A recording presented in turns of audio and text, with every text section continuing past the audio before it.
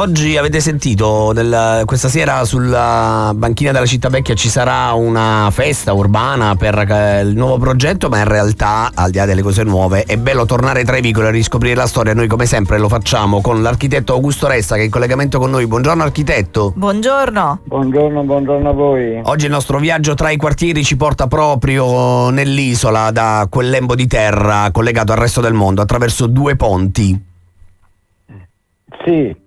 Parlare dell'isola di Taranto adesso diventa un po' difficile, perché si è detto di tutto di più, specialmente negli ultimi tempi, per fortuna direi, perché la nostra città e l'isola in particolare è al centro dell'attenzione non soltanto dei tarantini ma anche del governo, come sappiamo, con i tanti finanziamenti che arriveranno a Taranto, che già in parte sono già arrivati. Comunque diciamo che la nostra isola è il nostro cuore di fatto, perché là dove si concentra la storia della nostra città, e quindi per questa parte della città, che per un periodo è stata chiamata Isola Madre, bisognerebbe avere anche un affetto filiale particolare, quindi un'attenzione particolare, che non sempre c'è stata, diciamolo con molta franchezza, perché la città in gran parte è stata disattesa, ci sono state scarse attenzioni, addirittura abbandonata.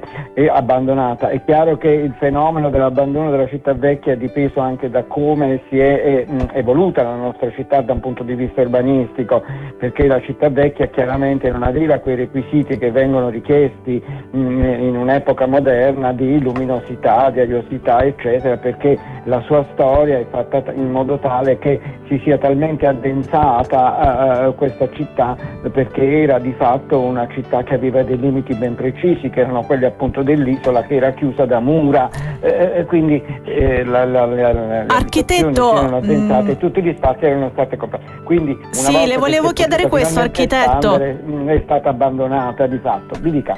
Sì, le volevo chiedere dei palazzi nobiliari che troviamo su Via Duomo, che sono un'altra particolarità della nostra città vecchia. Sì, infatti la bellezza della nostra città è che appunto in uno spazio così piccolo sono presenti tanti capolavori di fatto.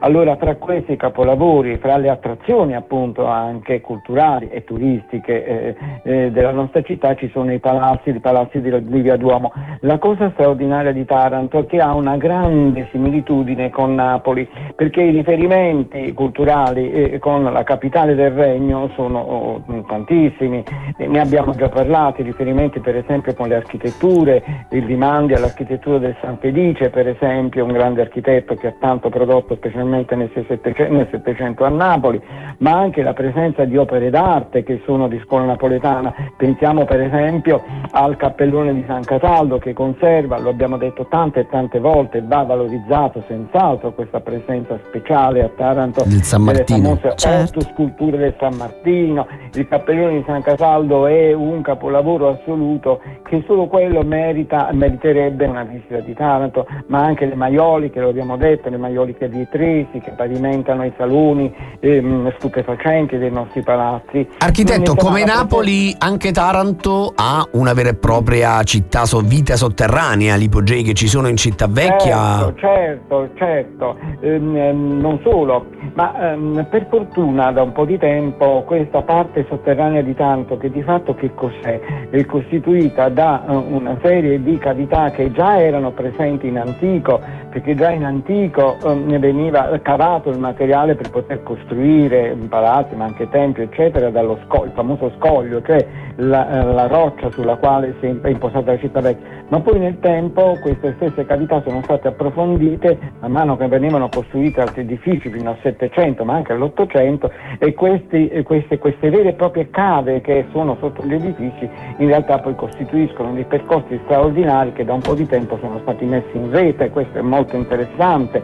Ci sono degli ipogei che costituiscono veramente una grande attrazione per Taranto, dove ci sono anche frantoi, dei pozzi di granaie eccetera, e questo va molto bene.